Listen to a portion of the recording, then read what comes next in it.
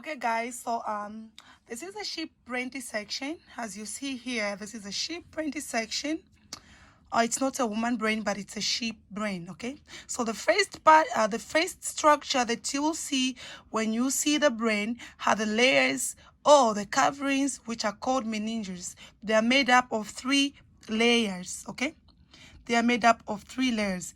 The most tough outer layer, which is the white milky color, is the dura mater. The dura mater covers the entire cerebrum, and it also covers the cerebellum as well as the spinal cord.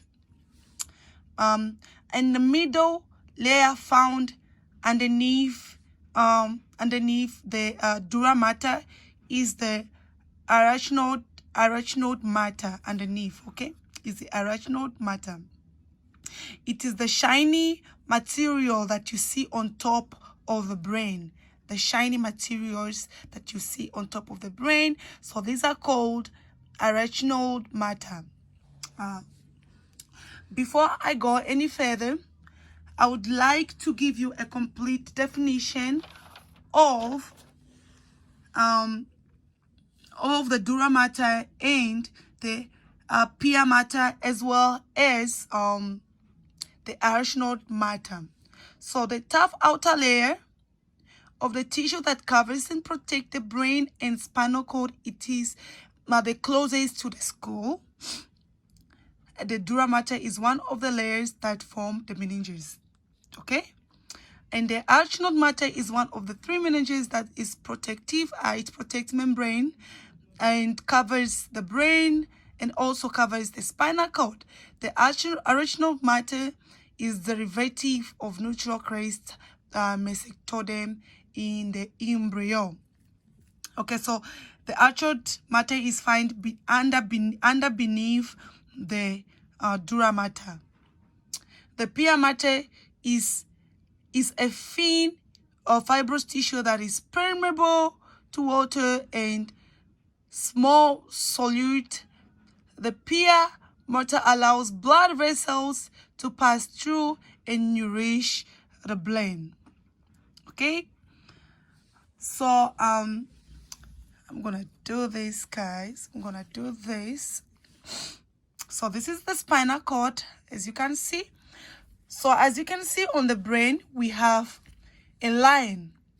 Okay, we have a line. This line is called longitudinal fissure. Longitudinal fissure. Excuse me. Okay, so this line separates the 2 cerebrum. It separates the left or the right cerebral hemispheres and the left cerebral hemispheres, as you can see. And we also have this line here. As you can see, this line here is called a transverse fissure. A transverse fissure completely separates cerebellum and cerebrum. These are completely separated. They are not connected. Okay, and the reason why is because this is the anterior portion of the brain. This is the anterior portion of the brain, and this is the back posterior or posterior portion of the brain. Okay, and then and as I said, this is this tail here. This tail portion is the spinal cord.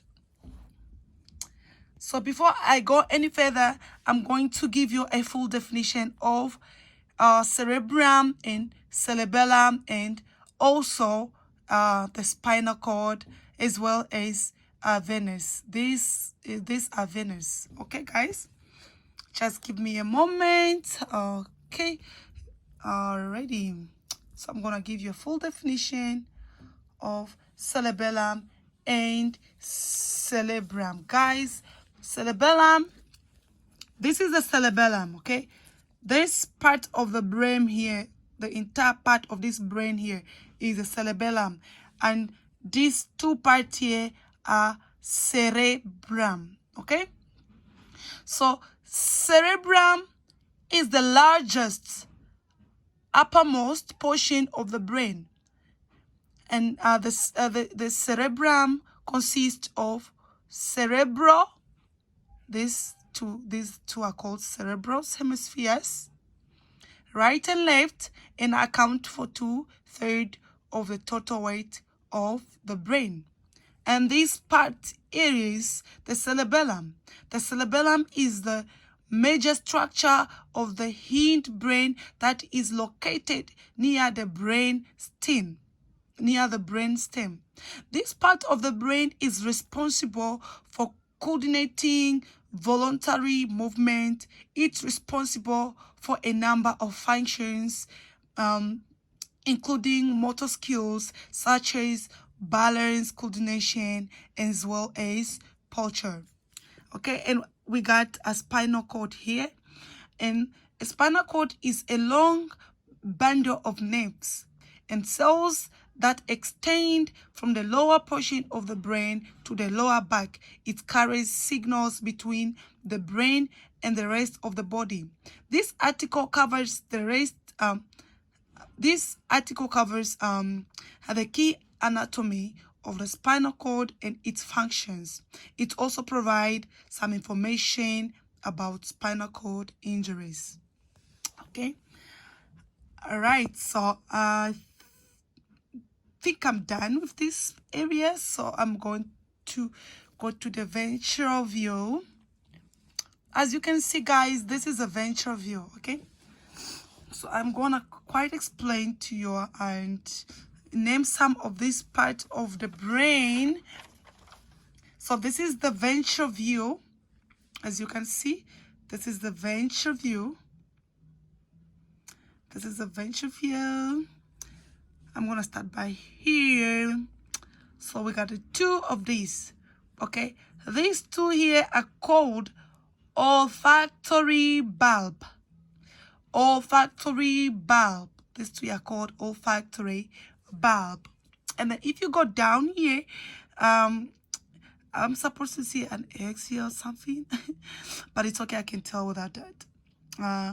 So a portion of the X is the optic nerve. So here I'm supposed to see an optic nerve, and where they cross, I can't see a cross, but it's supposed to be a cross somewhere here.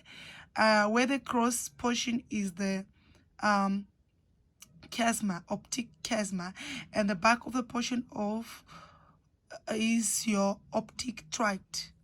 Okay, so as we go, this is your spinal cord, and your pons are supposed to be here. This is your pons, and here is your medulla oblongata. Okay, guys. Let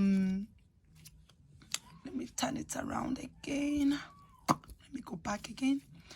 So, guys,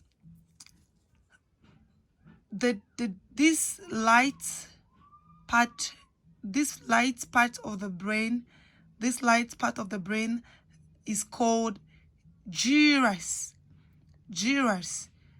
This part white of the brain, as you can see, these ones here are called gyrus, and this dark spots line you can see on the brain, these are called sulcus.